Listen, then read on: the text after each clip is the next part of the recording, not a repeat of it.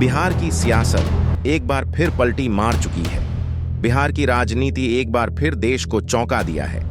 असमंजस भरी राजनीति को इस बात से समझा जा सकता है कि कर्पूरी ठाकुर की जयंती से एक दिन पहले उन्हें भारत रत्न की घोषणा हुई।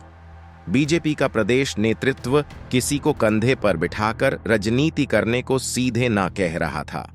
बीजेपी के फायर ब्रांड नेता गिरिराज सिंह भी नीतीश कुमार के लिए नो एंट्री का बोर्ड लगा रखा था। तो आखिर सवाल यह उठता है कि अमित शाह ने बीजेपी के दरवाजे नीतीश कुमार के लिए बंद किए थे, तो आखिर वो किस चाबी से खुल गए? आपको बताते हैं इसकी 7 वजह। नंबर 1, इंडिया गठबंधन का डर। दरअसल जिस प्रतिक्रिया स्वरूप इंडिया गठबंधन की नींव राज्य के मुख्यमंत्री नीतीश कुमार ने रखी, वह प्रारंभ में बीजेपी को नेतृत्व पर दबाव नहीं बना पाई। वजह यह थी कि तब कई राज्यों के कांग्रेस विरोधी दल इस प्लेटफॉर्म पर नहीं आए थे। इसके चलते बीजेपी की अधिकांश राज्यों में सीधी फाइट की गुंजाइश कम थी।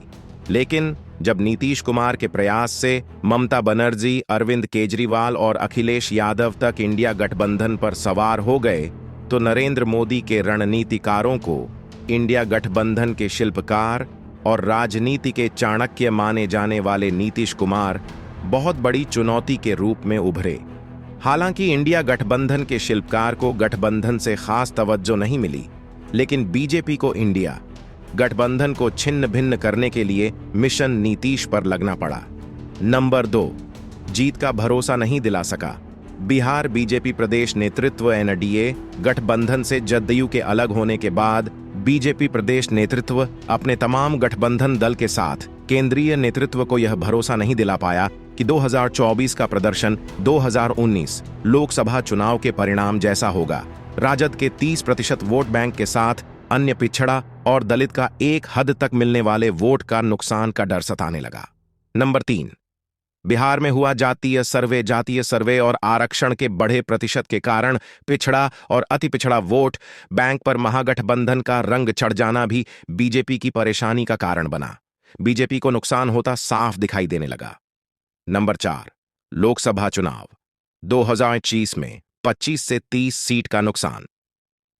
लोकसभा चुनाव को लेकर किए गए चुनावी सर्वे में दिखाया गया कि एनडीए को बिहार में 25 से 30 सीट का नुकसान हो सकता है।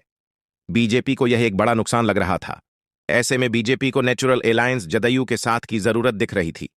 नंबर 5, हिंदी बेल्ट में बीजेपी का सैचुरेशन पॉइंट पर आ जाना। वर्ष 2019 की लोकसभा चुनाव में हिंदी बेल्ट यूपी, बिहार, राजस्थान, मध्य प्रदेश में बीजेपी का करीब करीब सभी सीटें मिल गई थीं। ऐसे में सैचुरेशन पॉइंट अंतिम बिंदु पर आ गई। इसके चलते भी बीजेपी को जदयू की जरूरत महसूस होने लगी थी।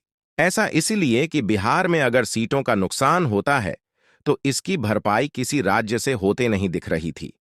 दक्षिण में कांग्रेस के बढ़ते प्रभाव से भी बीजेपी के रणनीतिकार भी परेशान थे।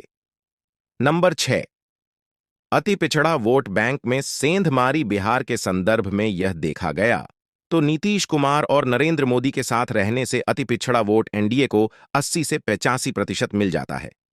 लेकिन वर्ष 2015 के विधानसभा चुनाव में नीतीश के राजद के साथ जाने पर महागठबंधन को 60% और एनडीए को 40% वोट हासिल हो पाया था।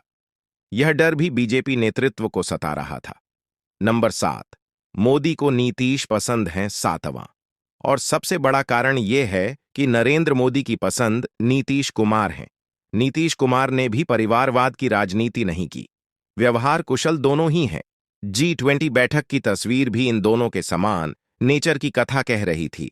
जब नीतीश कुमार को पीएम मोदी ने अमेरिका राष्ट्रपति से मिलवाया था, वैसे भी राजनीति में कोई किसी का न तो स्थायी दुश्मन होता है और न दोस्त।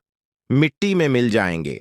या फिर संघ मुक्त भारत का नारा देने वाले नीतीश कुमार जब दूसरी बार बीजेपी की तरफ पलटी मार चुके हैं, तो तीसरी बार आना कोई आश्चर्य नहीं। अब आपकी बारी। क्या नीतीश कुमार के बार बार पलटी मारने वाली राजनीति से बिहार और भारत का भला होगा? क्या नीतीश कुमार जैसे नेता राजनीति को खेल बना दिया है? क्या नीतीश कुमार ने राजनेताओं की छवि को खराब किया है? कमेंट करना ना भूलें। मर जाना कबूल है, उनके साथ जाना हमको कभी कबूल नहीं है। यह